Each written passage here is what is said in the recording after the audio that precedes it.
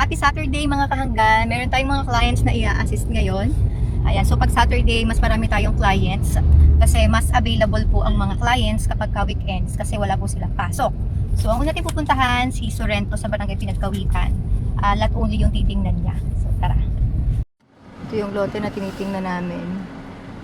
So ngayon pupunta naman tayo sa Nibiare. Titingnan niya yung inaalok kong lote sa kanya. Yan yung tinitingnan niyang lote.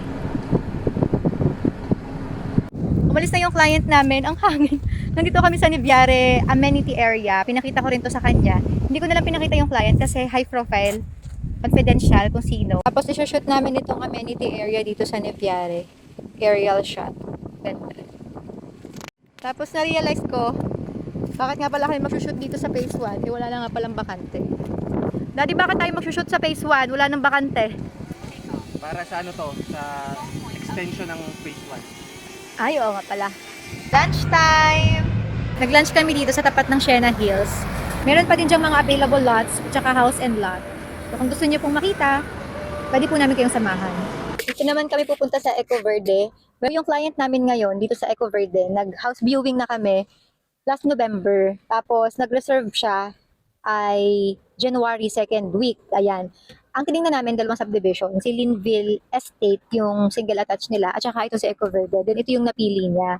Yun nga, nag-reserve na siya ng January, pero online lang. Gusto niya tingnan ngayon yung actual lot. Sabi pa nga niya, kahit sila na lang daw yung tumingin, gawa ng nahihiya daw siya at baka daw kami ay maabala. So, hindi po. Yung aming oras na ito, itong araw na ito, talagang inalat namin sa kanya para masamahan siya. Kasi kahit po nakapag-reserve na kayo, talagang ang aming service, gusto namin hanggat maka-move in kayo, ay sasamahan po talaga namin kayo. Update po dito sa Linville Estate, Barangay Kayumanggi, Lipa City, Batangas. Ayan po. Ito yung kanilang land development. Tapos, ginagawa na po yung kanilang model house. Ayan.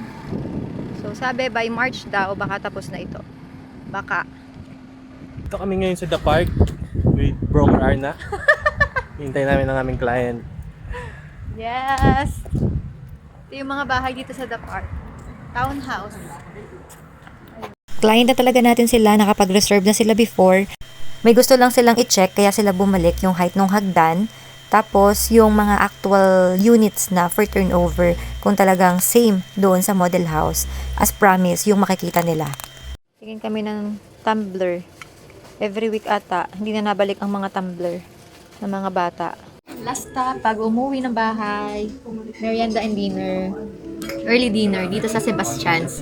Ayun, back home na kami. Back to mother's duty. Bye! Yeah, good! Oh, good! May Christmas tree pa kami. February na.